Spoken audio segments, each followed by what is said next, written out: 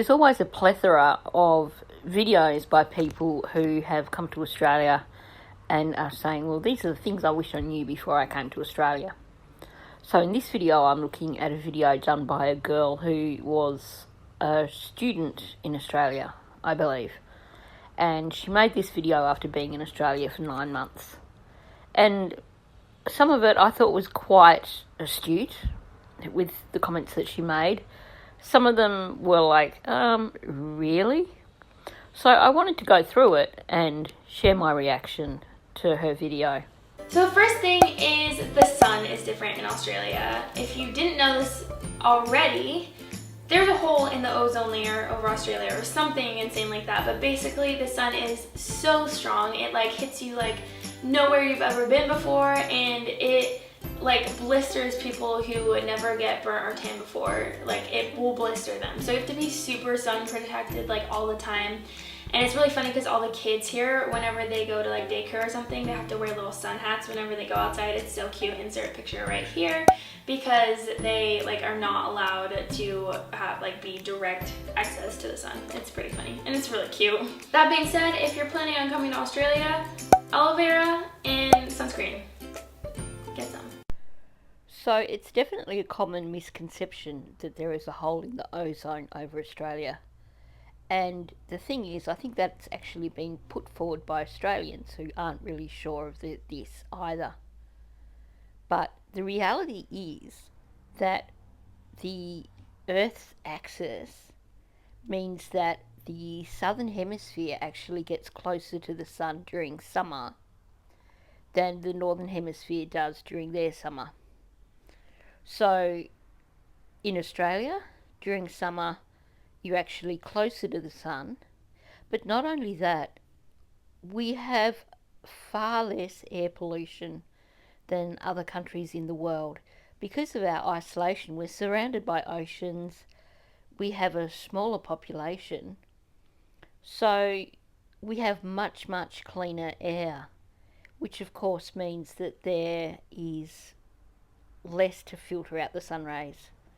So it's a twofold thing. It's not about a hole over the ozone layer, which she was probably told by someone in Australia who thought that was the case. So I can't fault her on that. It comes down to the Earth's axis. Now, I do want to clarify also what she was saying about how the sun blisters people. Yeah, I think just about everyone in Australia has got a story about the time that they got so badly sunburnt that they came out in blisters the next day. But let's clarify that just going out in the sun isn't going to make you blister. It's about the extent of sunburn. So what she probably should have explained here is that it is easy to get really, really bad sunburn to the point where you can be hospitalised. So if you're coming to Australia, you do need to slip, slop, slap, which is a marketing thing that was done in Australia back in the 80s and has stuck. You need a 50 plus sunscreen. You need to wear a hat, and preferably in the hotter areas, lightweight, long sleeve tops, because it takes very little time whatsoever to end up sunburnt. I had a little chuckle with the way she said how kids aren't allowed to have direct access to the sun. I know what she meant, and I know that she knew what she meant, but let's just clarify that. In Australia, Australian schools and by extension childcare centres have a SunSmart policy, and that comes down to during the summer months, during particular hours, then kids must wear hats to go out and play.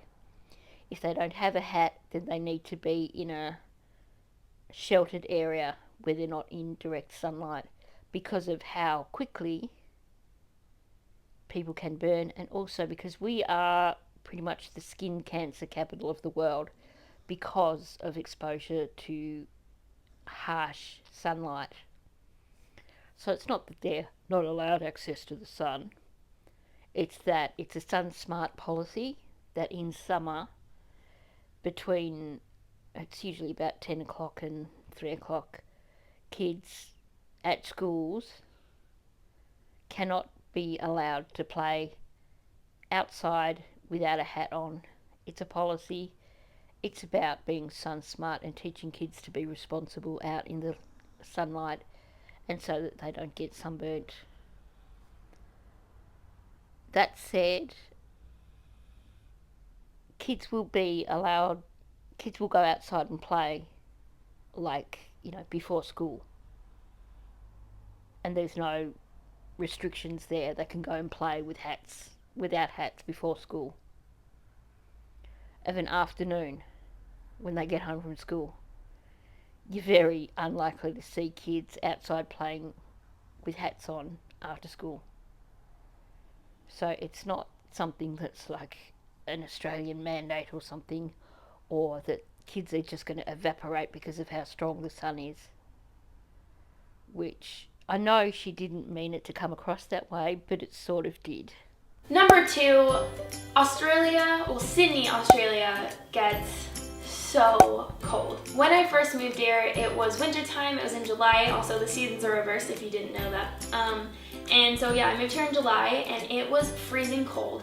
And another thing is the houses don't have insulation and the heat is really expensive. So you better go invest in some heating blankets, hot water bottles, space heaters, all that good stuff because it gets freezing and you would not expect it. Okay, that totally cracked me up. That was hilarious. Sydney is actually in a warmer part of Australia. And yeah, it is a little bit chilly, and July is definitely the coldest month in Australia. Now, I'd like to know if there's anyone from Sydney listening to this. Do you get frost in Sydney? Because I know that, at least in Canberra, which isn't too much further south, that Canberra can get bloody freezing in winter and gets frosts and stuff. But I know from my own travel being in Sydney in July that it really wasn't all that cold. Honestly, you want cold, you go down to Melbourne or you go down to Tassie in July, and that is cold enough to freeze the tits off a bull. Sydney's not cold. Relatively, I guess maybe she comes from a really warm part of California or a really warm state in the United States. But talking about temperatures and stuff, you're not going to get snow in Sydney. You are not going to get below zero temperatures, or highly unlikely as far as I know. But if you go to Tassie or Melbourne, some parts of Victoria are warmer, but if you go to the coast areas of Victoria, then you are going to find out what cold is all about. In Tassie, there's a good chance that you may see a bit of snow in winter. In Hobart, there's usually always a few days when there's snow on the mountain. Some years it will snow in Hobart. It may not settle, but it will snow, and there are areas of Tasmania where it will snow a few times during winter and the snow will settle. Melbourne, not so much. You get a bit of cold weather, but you're not likely to get snow settling in Melbourne. There are alpine regions in Victoria and New South Wales where you will get snow, but Sydney, nah. Okay, if she thinks that is cold, I hope she never ever tried or tries to go to Tassie in winter because she would freeze.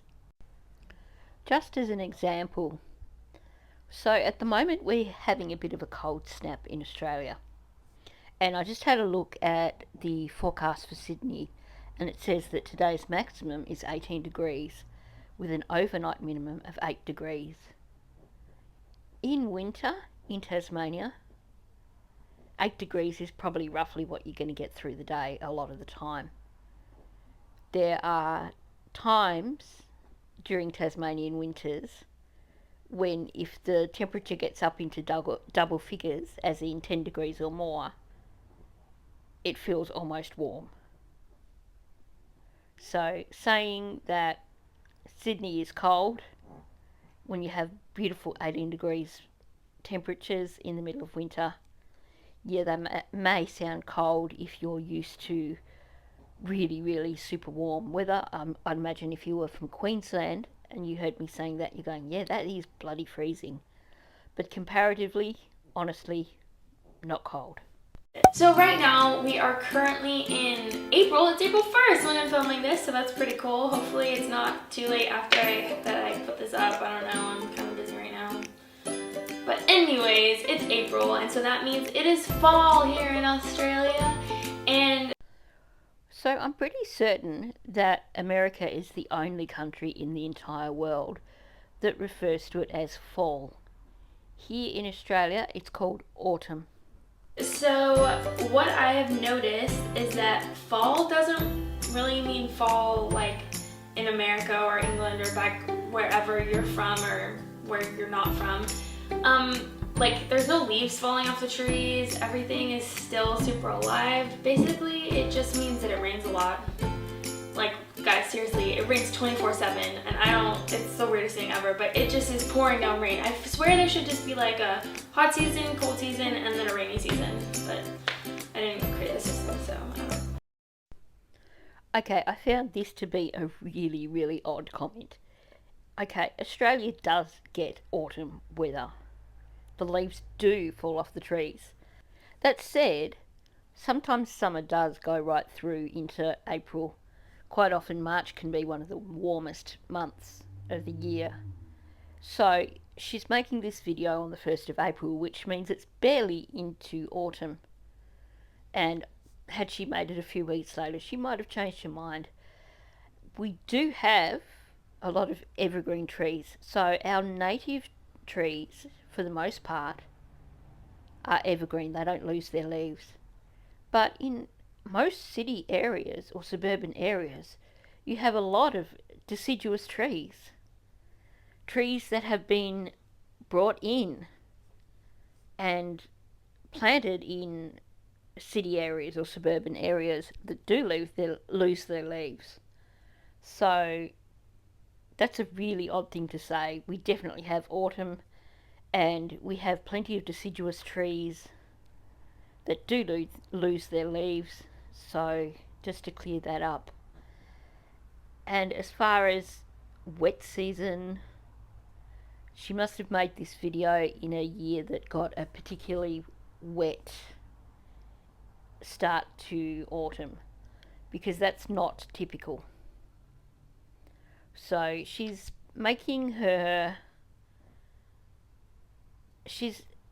basically basing all this on her single experience from one season in Australia. And for other people who maybe come to Australia and decide to do reaction videos, and you find something surprising about weather or something, perhaps you should ask locals what their thoughts are on the weather, and they will tell you if it's typical or atypical. Because, to the best of my knowledge, there isn't a wet season, a rainy season in Sydney. Number 4, Australians shorten everything. So your name, like if my name's Elizabeth, I have been called L-E, Liz, Lizzie. I don't like the last two, by the way. I'm going to call Australians out on this one. I know it is common practice to take someone's name and shorten it. But for me, my experience growing up, and perhaps this is just a generational thing because she's a little bit younger than me, but to me it seems rude to shorten someone's name without asking them if that's okay. But I know that these days that's probably not the way a lot of people see it. But for some people, shortening their name to something that they're not used to is just perhaps a little rude. So I'm going to give you a really quick Australian language lesson. So, arvo means afternoon. This arvo. Or avo toast, avocado toast. Macca's, McDonald's. Brekkie, breakfast. I could go on because they shorten legitimately everything. It's crazy. If you're moving here and you have a long name, or even if you're visiting and you know locals, they're gonna shorten your name. Just be expecting it. Maybe have like planned out names that you're okay with in your head or something, because it will get shortened. And she's pretty spot on there. And I will say, as someone who does use a shortened version of my name, when I meet someone for the first time and give them my name, I will say, but you can call me this. So I will give them the shortened version of my name and let them know that that's okay, that they can call me by that. So if you are coming from overseas, I think she's got a good point. Introduce yourself and say, but you can call me this. So for her, she could have gone, well, you could just call me Liz. So within the 9 months that I have lived here, it's really funny because I haven't seen any massive spiders personally. Inside my house, that is. Outside, you see spiders like all the time. But some of my friends have seen like massive poisonous spiders, and I'm so lucky I'm not one of those. So you can buy like a surface spray that goes around the edges of your windows and stuff to prevent spiders getting in. And I suspect that the place that she's staying at must have done some sort of treatment to prevent spiders getting in, because a lot of the time you are going to get spiders inside. Now, what she's saying about huge poisonous spiders isn't quite accurate. So she's talking about huntsman spiders. They're the big ones that you hear about, the ones that could quite easily end up the size of your hand. But they're harmless. They're completely harmless. They just look scary and horrible. And while I am saying they're harmless, I am one of those people who has in the past pulled their car over at the side of the road and refused to get back in until the spider was gone. Embarrassing, but true. And a lot of Australians probably have similar stories. The ones you've got to watch out for aren't big ones. They're your little white-tip spiders and your redbacks. They're little and they're really black. And funnel web's the same. They're not overly huge. So the really venomous ones are smaller. If you see one that's the size of your hand, you're right. It just looks scary, but it's not going to harm you. But one of the main things here is cockroaches. They are everywhere all the time. The heat just like draws them inside, and the water also, like, they attract to it and they're inside. It doesn't matter if you have 1,000 bottles of bug spray and you get your house sprayed like 3 times a month. Like, it's not going to matter because cockroaches are insane and they're everywhere here. That poor girl. It's not typical what she's saying here. Cockroaches aren't everywhere. So it sounds like there may have been some sort of infestation in her area, and she was unfortunately copping the brunt of it. So no, you are not going to end up finding yourself drowning in cockroaches if you come to Australia. Chances are you probably won't even see one. Although that said, the further north you go, where it's warmer, that's where you're more likely to see 1 or 2 here and there. But honestly, what she's describing to me sounds like something that was problematic and perhaps something that her landlord should have been dealing with for her. So one thing that is also along the lines of Australians talking, people here tend to say things really fast and in one breath. So like one, for example, is "we'll be right." Like, what? What does that even mean? We'll be right. We'll be all right. We'll be right. Or how you going?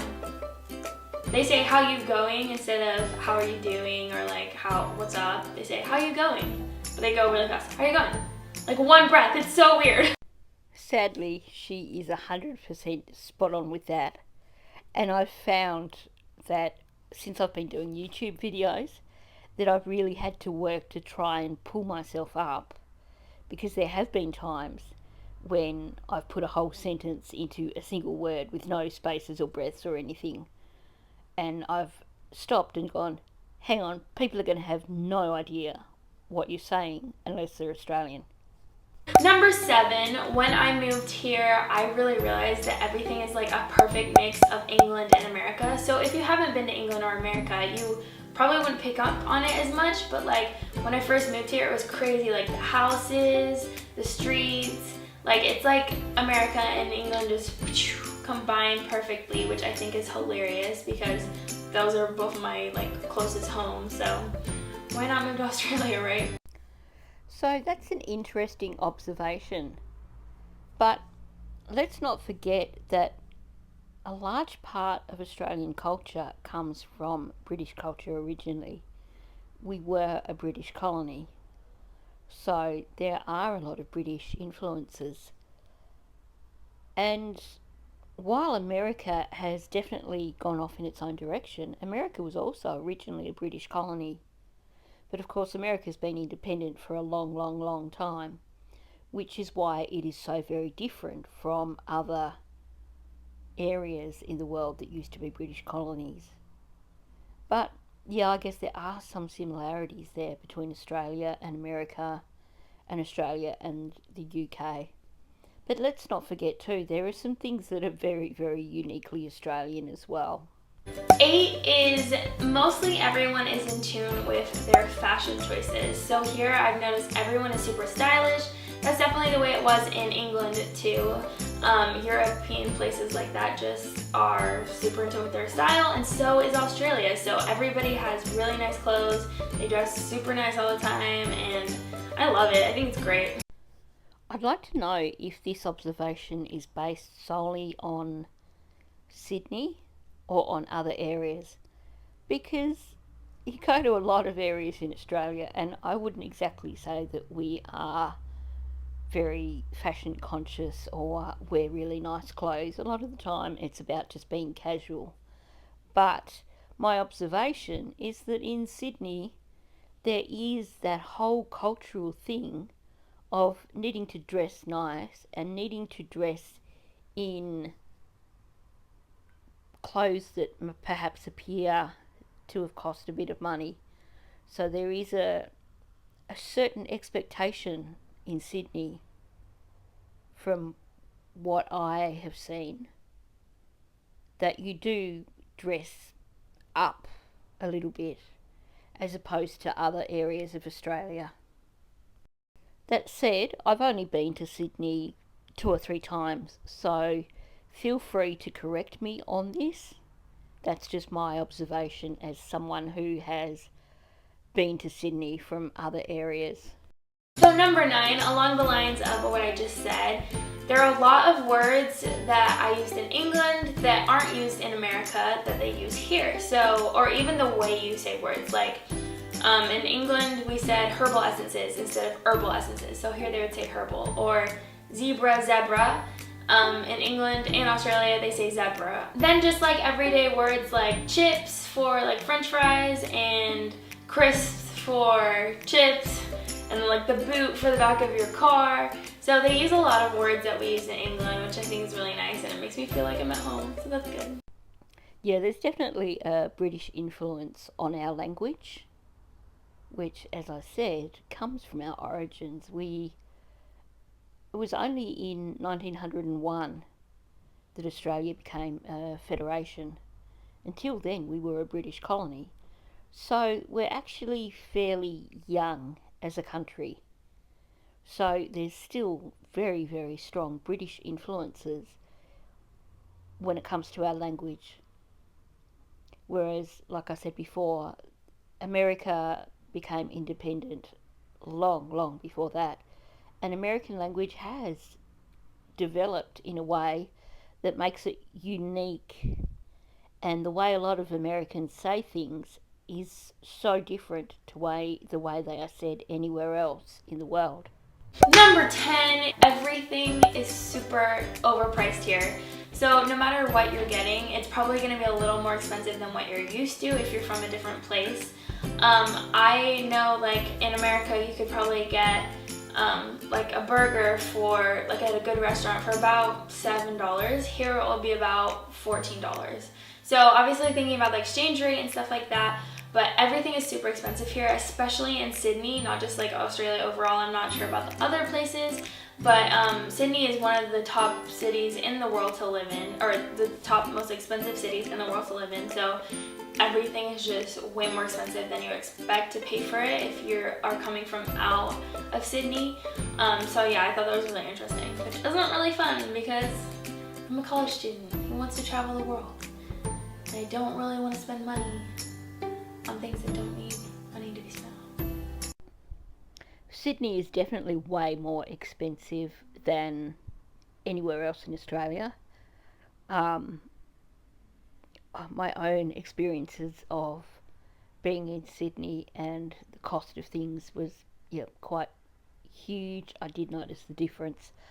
Um, don't forget also though, even with Sydney being far more expensive, we don't tip in Australia. Yeah, you can tip if you go to a restaurant and you feel that the waiting staff have been really, really nice and they've gone out of their way and you just really enjoyed your experience. There's often a tip jar on the counter and you can put a tip in the tip jar and that's usually shared amongst all the wait staff. That's the main way of doing it. But generally, people don't tip in Australia. If you go to a restaurant and it's just your average restaurant, not some fancy restaurant, then you're not going to tip. The price you see on the menu is the price that you are going to pay. You're not going to pay anything above that. But I can imagine for an overseas student living in Sydney that the cost of going out to eat would be quite prohibitive, which is a shame. And I hope that she did get a chance to travel a bit and see some other areas of Australia and perhaps eat in some less expensive restaurants. I quite enjoyed listening to this one. I think she had some really good points, and I think the things where I added perhaps corrections weren't necessarily corrections but more clarifications where perhaps she hadn't quite put it all together in her head, and so her explanation wasn't as clear as it could have been. But I think the difference here is that clearly she has spent time in the UK and America, so she's coming at it from a more worldly perspective, and I think that shows in what she has said. So thanks for listening. I hope you enjoyed this one. If you're not subscribed to my channel, please subscribe. It costs you nothing and it helps me to build my channel. Also, please hit the like button and leave a comment below